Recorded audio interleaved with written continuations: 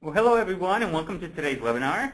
My name is Armando Ortega, and I'm the Director of Product Marketing at Replicon. Replicon is a leader in cloud-based time tracking applications. We have over 7,800 customers around the world, and we address many different types of time tracking needs, including time and attendance and labor compliance. And today, Replicon is excited to sponsor our webinar on the topic of deciphering the minimum wage and related wage payment obligations. And we're very pleased to have Brian Dixon of Littler Law Firm again to join us to present this webinar. This is the fourth of 6 webinars in our compliance series. And last month, Brian delivered a great webinar talking about all the intricacies of recording employee time to ensure that organizations are compliant with that process. Now, once an organization is taking care of that or understands how to record time appropriately, it's important to ensure that you're meeting the minimum wage requirements as you're doing that. And there's a lot more to it than you would first think when looking at this topic. But we're fortunate today to have Brian with us to help us go through and sort through all of that. Now, before we get started, I wanted to take just a couple minutes to review a few housekeeping items. First, let me tell you how you can participate in today's webinar. You'll be kept on mute during the presentation, but you can submit your questions at any time just by using the presentation box located at the right-hand side of the GoToWebinar panel, and then we'll be addressing all of the questions at the end of the webinar. So please feel free to put those in at any time. Secondly, I'd like to remind everyone that you are eligible to receive HRCI credit for attending this webinar. You will receive an email with the certification information, so please stay on for the complete webinar in order to receive the credit. Also, you will be receiving a copy of this presentation. Now, let me introduce our guest speaker today so that we can get started. I'm very pleased to introduce today Brian Dixon. Mr. Dixon is a shareholder in Littler's San Francisco office and the co-chair of the firm's nationwide wage and hour practice group. Mr. Dixon is a graduate of the Stanford University School of Law and has served on a wage board for the California's Industrial Welfare Commission. Mr. Dixon provides a full range of counsel and presentation with respect to employment and labor matters. His particular expertise is disputes regarding minimum wages, overtime, prevailing wages, and incentive compensation. Mr. Dixon is the author of the Federal Wage and Hour Laws, published by Shurham, and the general editor of the Wage and Hour Answer Book. He is a contributing author to the Fair Labor Standards Act and Wage and Hour Laws, a state-by-state survey, published by the ABA, and California Wage and Hour Law in Litigation, published by the California Bar Association.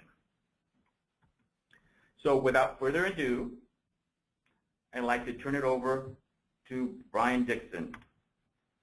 Thanks very much, Armando, and it's a pleasure to be working with you one more time, and all the fine folks at Replicon and their products, which all serve the employer population of the world in terms of keeping time in track. Our agenda today is that we will be talking about the work week and its impact on minimum wage and overtime, minimum wage, living wage, and prevailing wage obligations, minimum wage compliance issues, minimum wage problems for more highly employed individuals in California and New York. These are the essentials upon which all of your compliance is built, and I welcome you to this foundational program, all of these essentials to ensuring that you have what you need. And the foundation of all of this, of course, is the work week. And what we want to make sure as our starting point that we distinguish the work week from the work schedule. They're often confused. The work week is a measuring tape. It stretches from one point in time to the same point in time in the next week. It is not necessarily the calendar week, but it can be the calendar week. We want to make sure that we understand that the work schedule, typically 5 8-hour days per week, isn't confused with the work week. You could have, conceivably, a work week that you use, the measuring tape for overtime purposes, that would start at the beginning of each employee's shift, but we'll come back in a minute to why that wouldn't be your best compliance strategy. So as we leave this slide, we want to realize that we have a very significant difference between the work week, a measuring tape, and the work schedule, which is actually the days and hours that someone works. And the work week is important because both minimum wage and overtime compliance are measured by exactly that. You, for minimum wage purposes, you will divide the total wages in the week, less whatever deductions you've imposed, plus whatever credits you've provided by the total hours in the week. And if the result is at or above the minimum wage, then we're good. We're in compliance. Overtime, of course, is paying an additional 1/2 of the regular rate for hours worked over 40 in the work week. 40, of course, being our measure, except in the states like California, Alaska, Oregon, Nevada, and Colorado that have daily overtime. Oregon, daily overtime only for factory and mills. Nevada, daily overtime only for lesser paid employees.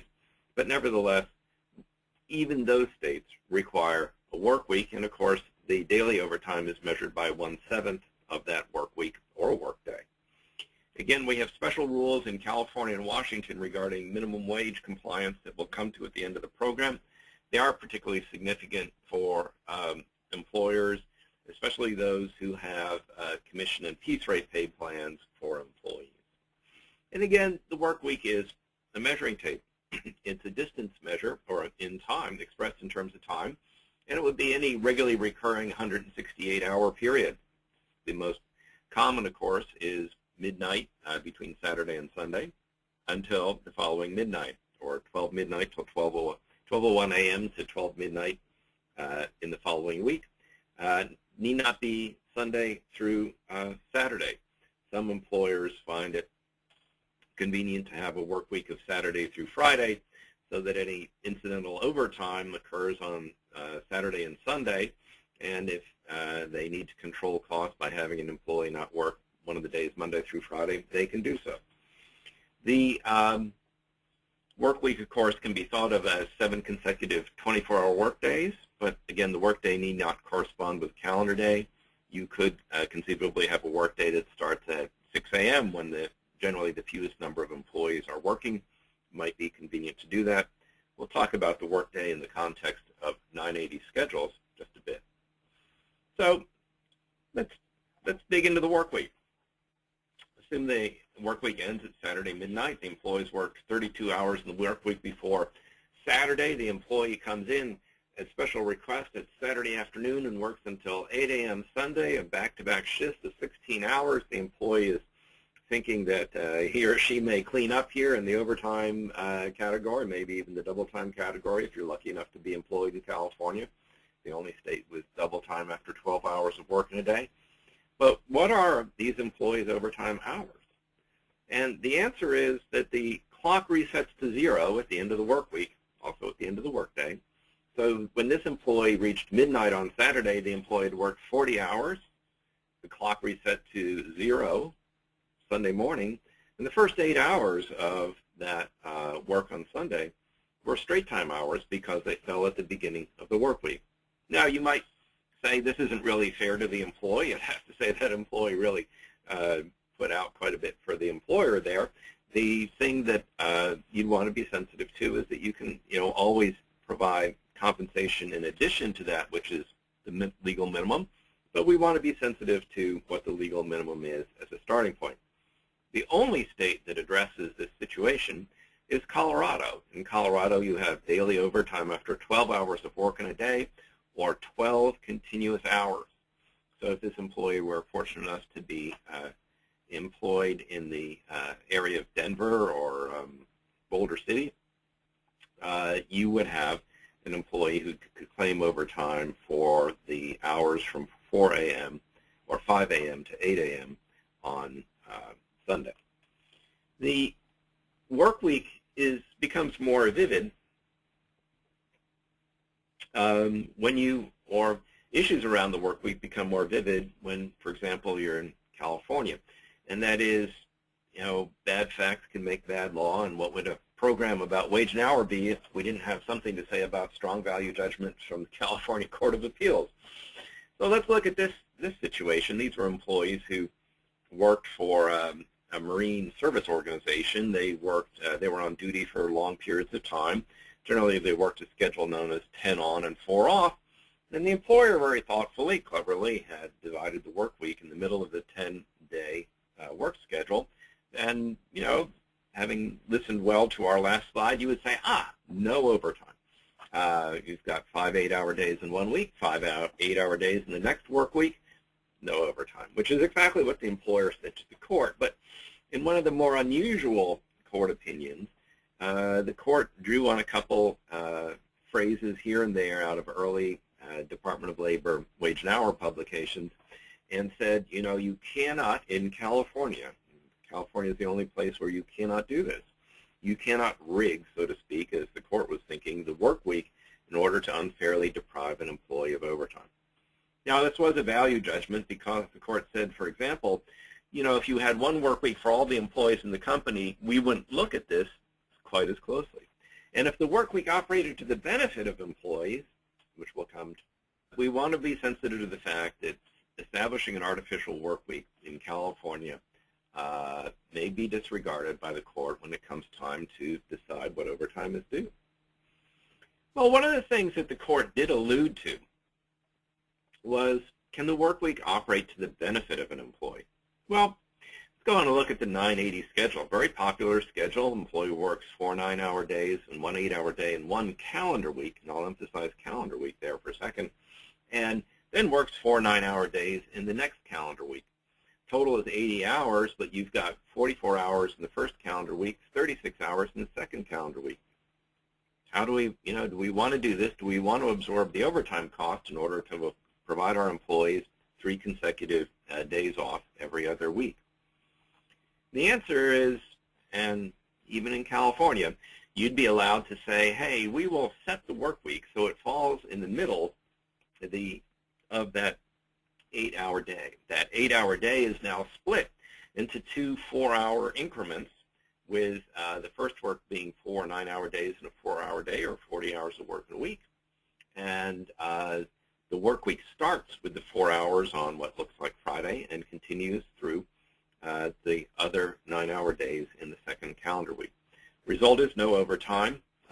It is a very popular schedule.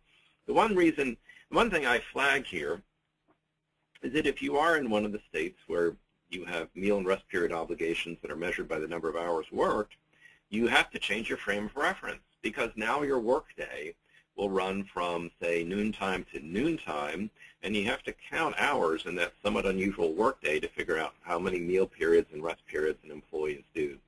This fairly well complicates a 980 schedule, and is something that you really have to pay a great deal of attention to as you administer it.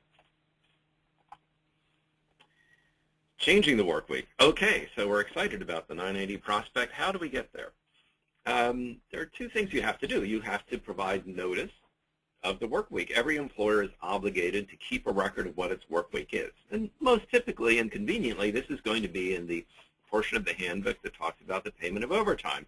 You'll say, we pay overtime on this basis, and your work week is, say, Saturday midnight to Saturday midnight if you're using the calendar week.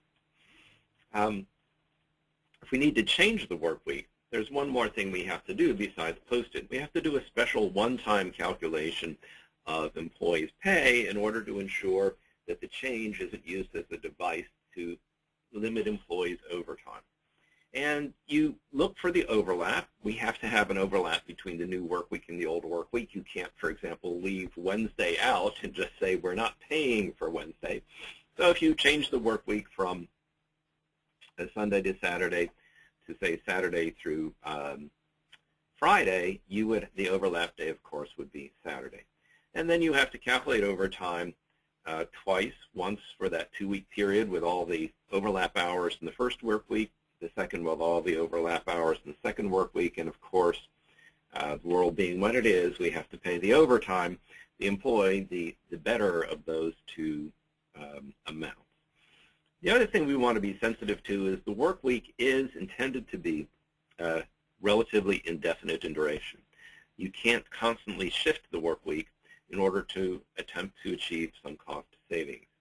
So once we set the work week up, we want to be ready to go with it. The other thing that we want to be sensitive to, of course, is we talked earlier, you can have different work weeks for different locations, for different departments of employees. You could actually have different work weeks for different employees. But we need to be friends with payroll. And we can't create too much work for them because they hand out our paycheck as well as everyone else's paycheck. And you can imagine the challenge payroll would have if we had many different work weeks, all of which have to be administered, and overtime and meal and rest period compliance maintained in all of them. So we need to be nice there. And one other thing that I want to note is that if you do, for example, implement a 980 schedule for a particular department, and then you move an employee from a department that doesn't use the 980 schedule into the 980 schedule, you need to be sensitive to the fact that you have changed the employee's work week. And the special one-time calculation should be done, and the employee should be notified of the change in the work week when the employee goes to that new location. Well, we talked a little bit earlier about the work week as the foundation of minimum wage compliance, and it certainly is. And we need to be sensitive to the fact that over the years there's been a great deal of attention or debate as to whether a higher minimum wage results in the elimination of jobs because certain processes are too expensive to be done profitably. Those are the jobs which advocates of a more modest minimum wage would be, say, are being sent overseas when the minimum wage goes up in the United States. And there are those who say that the supply of jobs is actually somewhat more fixed, and if you have a higher minimum wage, then you have happier employees who are better able to enjoy the benefit of a higher level of compensation. And I have to say the recent trend has certainly been toward having higher minimum wages. And this is just a litmus test of current minimum wages. I have to say that the minimum wages go up constantly. California is slated for a new increase. New York is slated for a new increase. The individuals at the bottom of the pack, so to speak, are headed towards the top. Washington, Oregon, the great Pacific Northwest hold down the lead right now, but it's become something of a little bit of a race as to see who gets there first.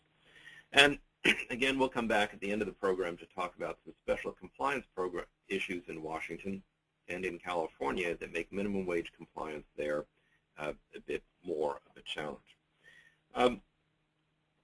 One thing that we also find a great deal of is living wages.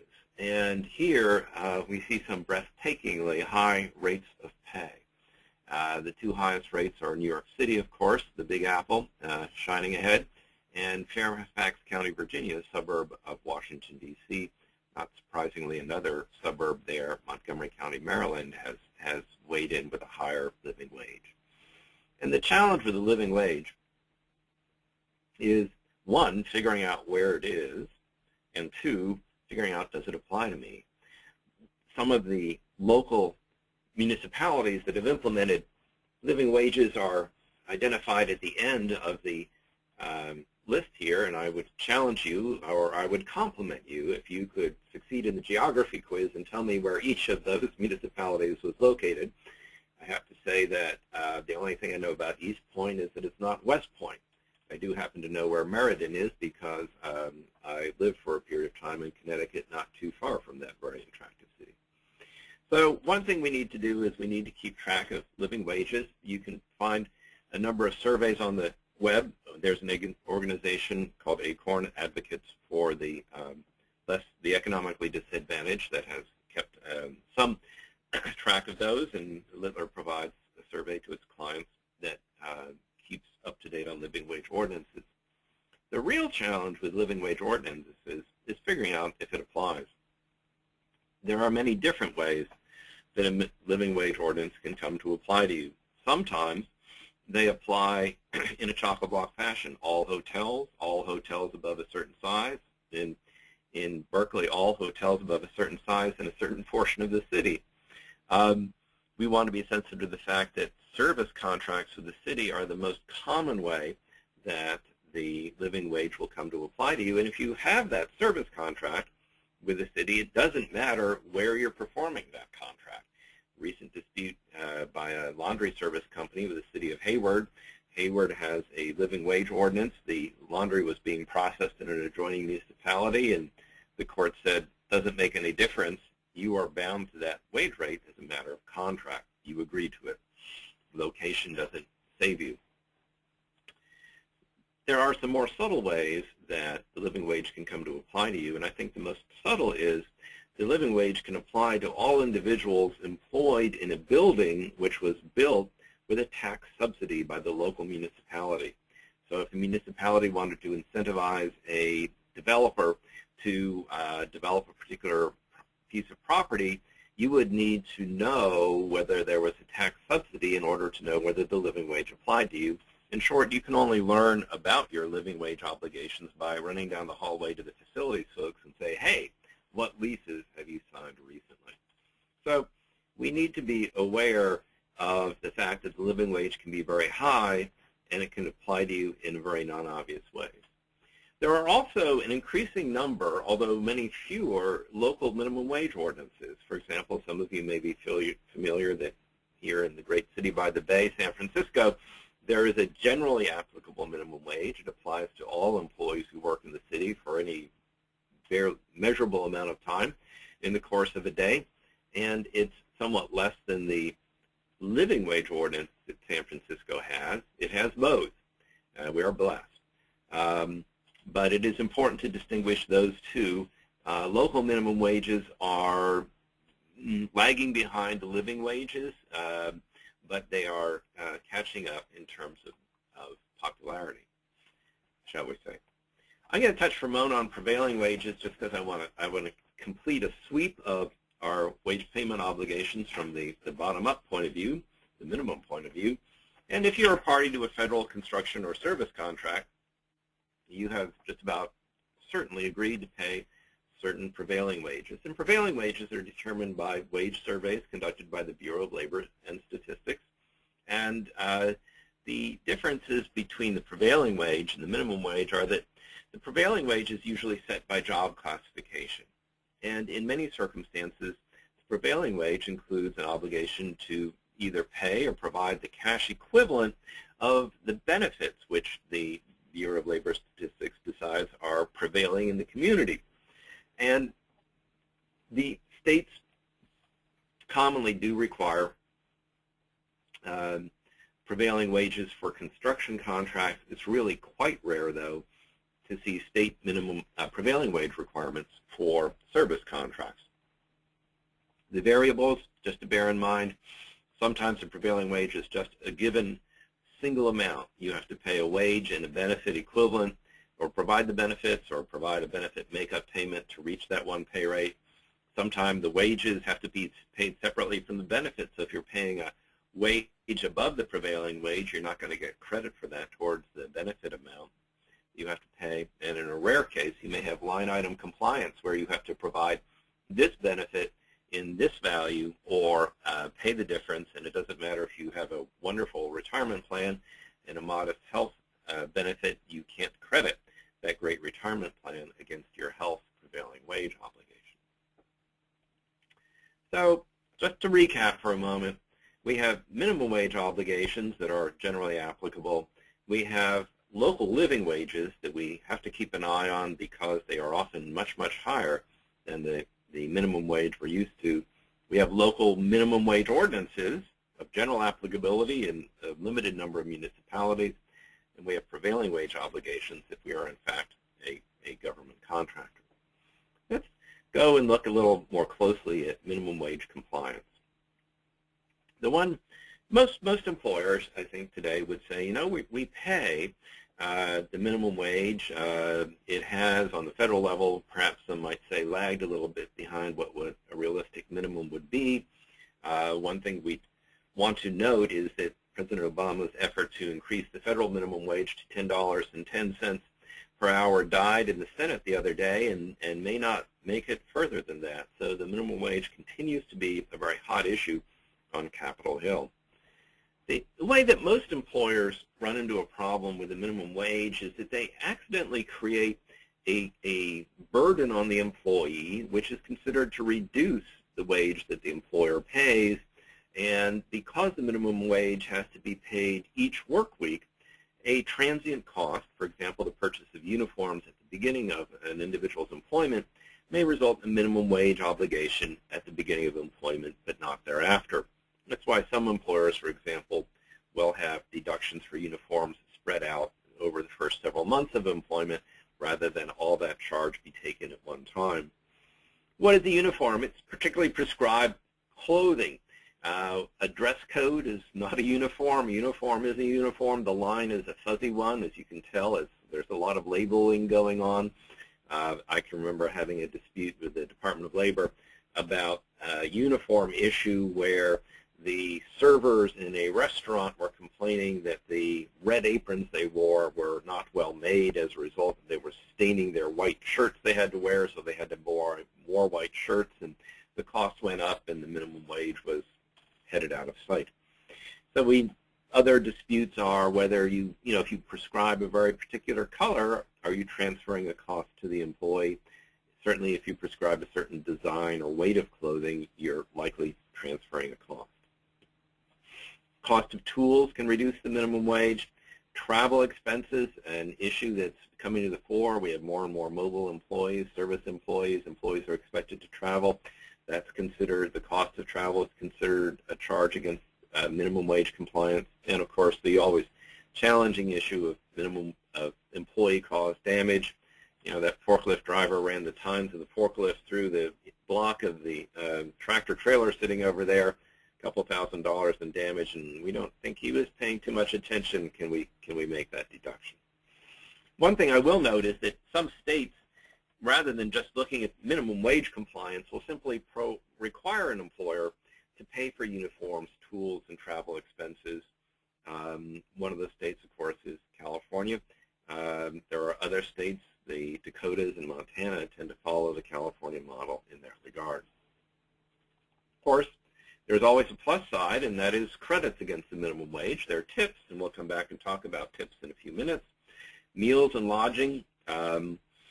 Under the Fair Labor Standards Act, if you provide the meals and lodging, they are generally considered a credit against the minimum wage. The DOL had taken for years the position that you could not have a credit without the voluntary assent of the affected employees. That position was rejected by 2 courts of appeal and is no longer actively enforced by the DOL. Another development from Washington, we have a brand new director of the Wage and Hour Division, Mr. Weil. Mr. Weil has a very interesting background.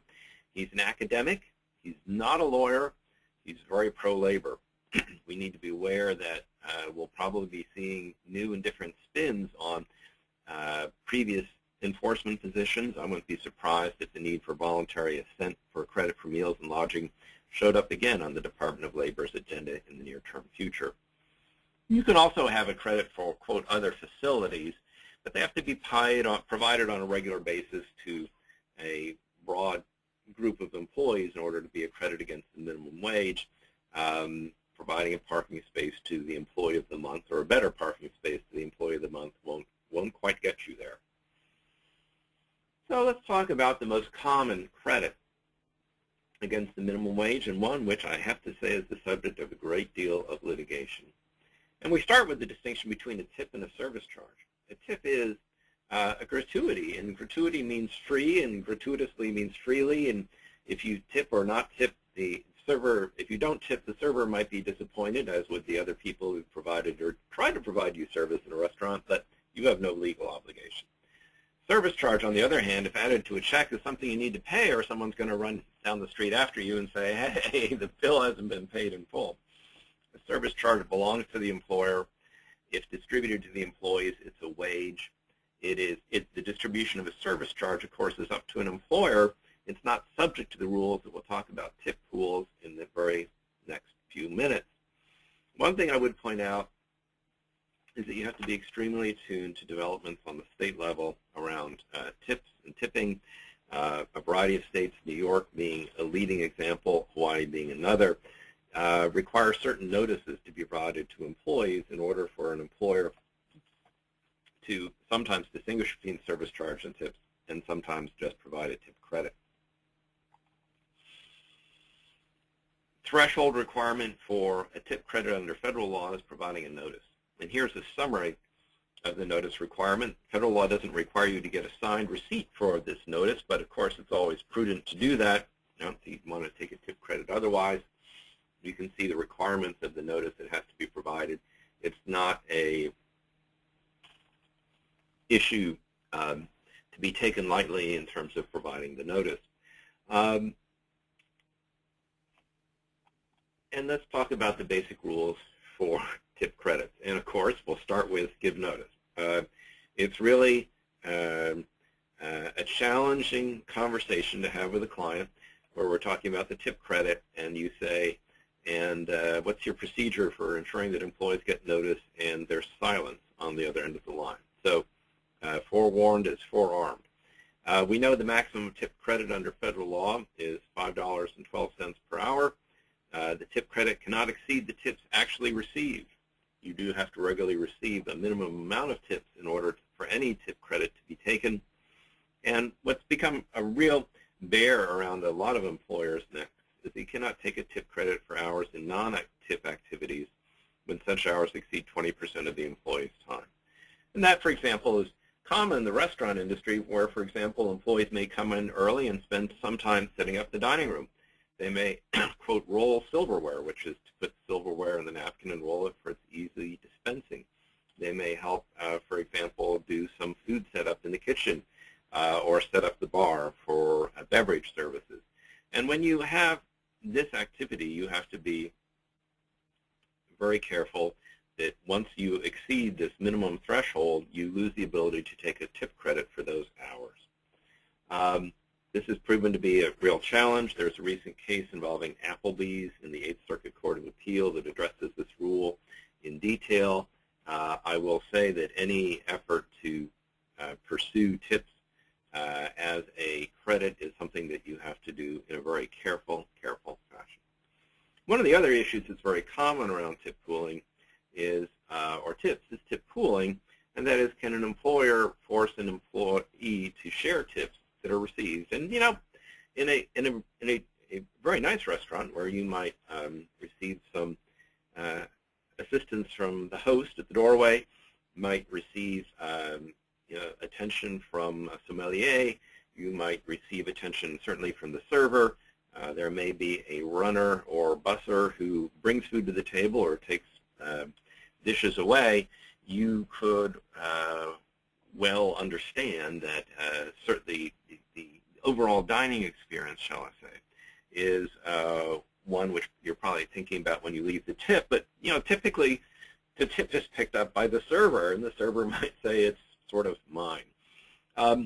Tip pooling is generally allowed. It's certainly allowed under federal law. You need to check state law for state-by-state variations in when tip pools and how they are permitted.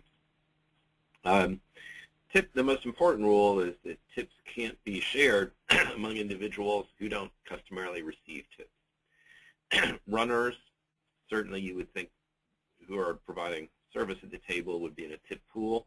Barbacks, less clear issue. They're mixing, barback is mixing drinks, not the visible bartender, but doing service that leads directly to the table. But at the same time, the cooks in the kitchen are preparing food for the table, so is a barback in or out? It's a tough question. Hosts, you generally consider to be in a tip, permissibly in a tip pool. Bouncers, you know, interesting question. I don't know if I've never, maybe perhaps I don't go to enough bars with bouncers that I know whether you'd offer one a tip or not. And you have to be very careful about shift leaders, particularly on the state law level, as state law may prohibit the sharing of tips to any individual who has a supervisory role. And again, as we spoke about earlier, and which I revisit here, we have to be very sensitive to tip issues and federal versus state requirements. For example, there are a variety of states where you can't take any tip credit at all. Or the state might have a higher minimum wage, and you have to do the math as to how, you know, the amount I have to pay to meet the federal minimum wage and its limit on tip pools may be different than what the state's expecting, and a state might have a lesser tip credit than is allowed under federal law. If you combine that with a higher minimum wage, you could have a much higher cash payroll. Here in California, where no tip credit is permitted, that's why we say that we have such intelligent and well-minded servers, because between the state's fairly healthy minimum wage and the ability to retain all your tips, someone with a PhD in philosophy may find it more expedient to be serving tables rather than trying to publish or perish in academia, or might find some combination thereof to be the best outcome. We're now at what is close to the end and also the most difficult part of the program. And it's difficult because it sets some of the concepts that we've talked about already on their ear. And I will talk about Washington and California together first. Both of those states have gone from, for hourly paid employees, let me say Washington, California hourly paid employees is what we're talking about, is that the minimum wage has to be paid separately for each minute of work time in the day. An example of that is a challenge that I dealt with on behalf of the state of California against the transportation company, where the transportation company was lagging a bit in revenues and had to go to the Teamster represented employees, leaders, and say, hey, we need a little bit of a break here in order to stay in business and preserve the jobs of the people you represent. And they did work out an arrangement where the company didn't have to pay for the 15 minutes of fuel and safety check time every morning. And of course, that was work time, but it was a small increment of work time. And the drivers were otherwise paid, reasonably well. They were paid around $20 an hour. And the company proceeded thinking, well, we have no minimum wage issue because these were over-the-road drivers who drove trucks that were regulated by the Department of Transportation. They had an overtime exemption, so they didn't have to worry about overtime. They didn't think they have to worry about the minimum wage. And then one of the drivers complained to the state, and the state showed up and said, you need to pay the minimum wage for the fuel and safety check time. And I said, well, look, one of these drivers earns about $160, $200 a day for working 8 to 10 hours a day. Where, by the way, is the minimum wage issue here? It's not like these people are unable to put food on the table, so to speak. I'm not saying that's a really high wage rate, but certainly a reasonable minimum wage rate, and all of the issues that go into the minimum wage, are you providing a minimum amount of compensation sufficient for someone to buy a market basket of goods? Certainly isn't an issue here. And my pleas fell upon deaf ears, I have to say, and the state insisted upon the notion that its interpretation of the minimum wage was that you have to pay it separately for each incremental amount of time, regardless of how well paid someone might be paid for their other hours of work.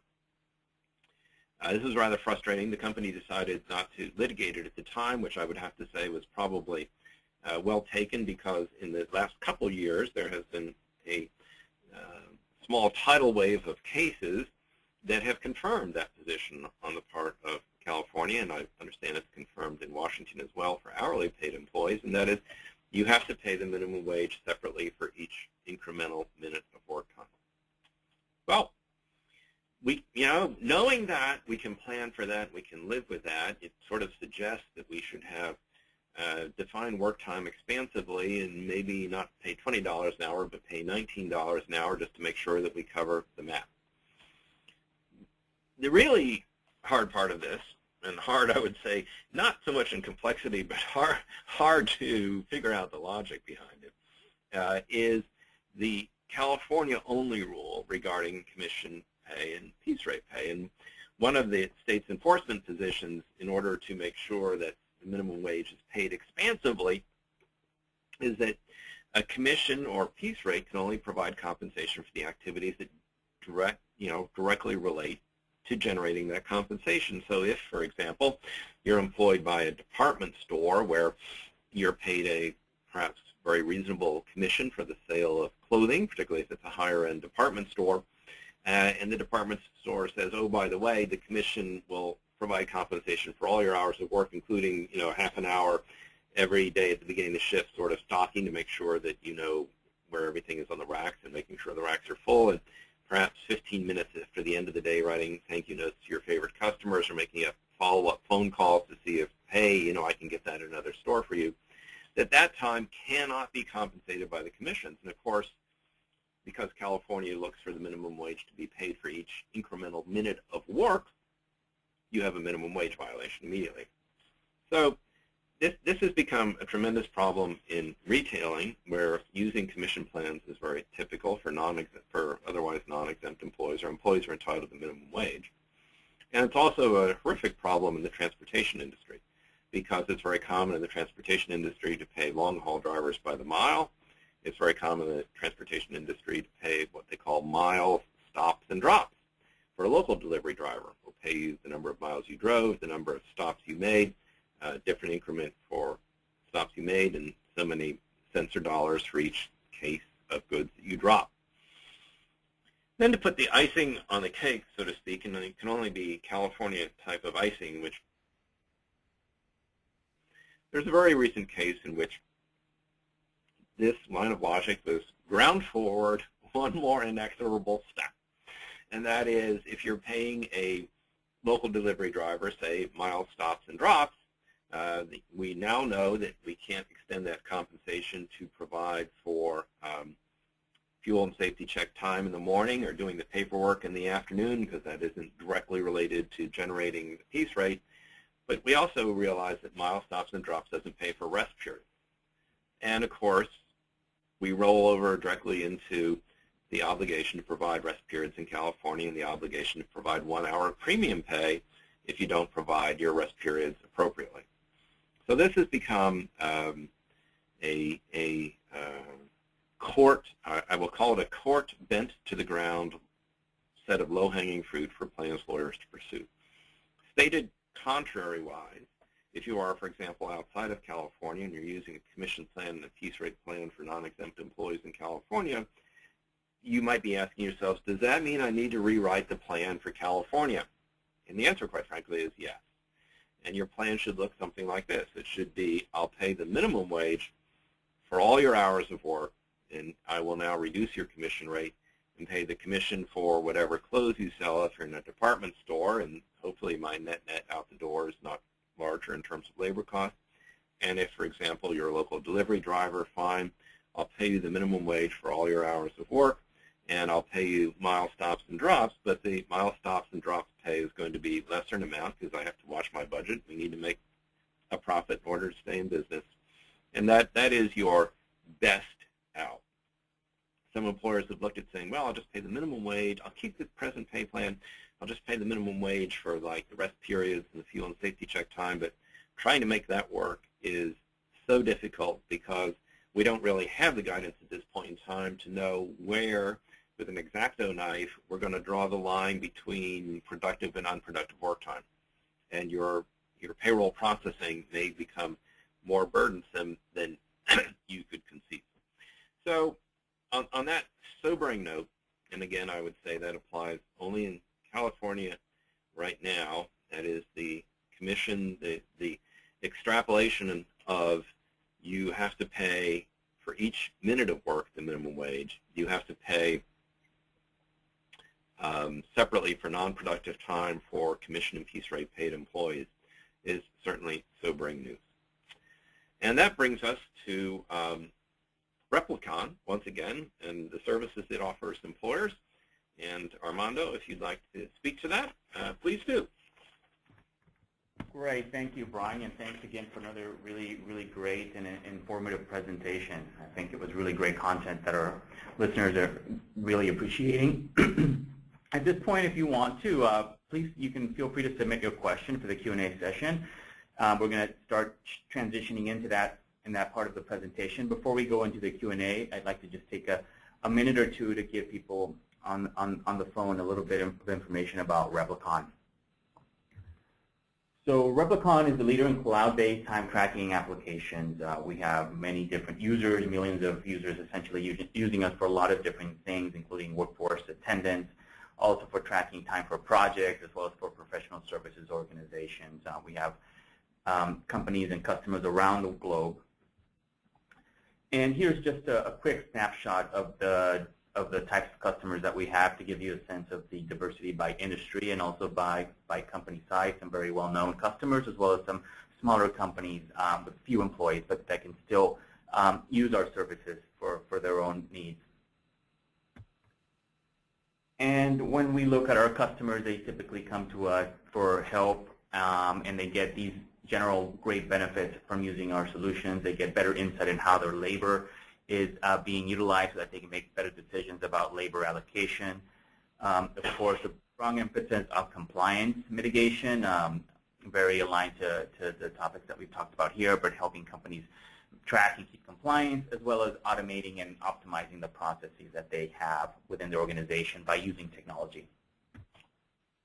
And here's a very high-level overview of our time and attendance management solution. So we have a robust time tracking core, a core engine, as well as absence management capabilities that allow you to track vacation, sick leave, virtually any type of time off, a set of cloud-based time clocks that make it very easy for employees to punch in and punch out, scheduling capabilities, as well as a lot of capabilities to help manage the compliance part of time and attendance. So I hope this gave people a good overview